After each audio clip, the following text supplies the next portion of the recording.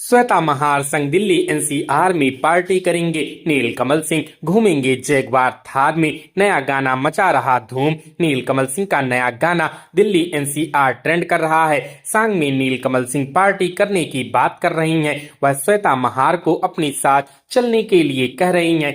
आइए इस पार्टी सांग के बारे में जानते हैं। भोजपुरी सिंगर नीलकमल सिंह अपना दमदार गाना दिल्ली एनसीआर फैंस के लिए लेकर आ गए हैं। सांग में नीलकमल के अपोजिट श्वेता महार नजर आ रही हैं। यूट्यूब पर गाना रिलीज के साथ ही चर्चा में आ गया है। नीलकमल का स्वैग, श्वेता का ग्लैमरस अंदाज फैंस के होश उड़ा देगा। सांग आज ही सारेगामा हम भोजपुरी यूट्यूब चैनल पर रिलीज हुआ है।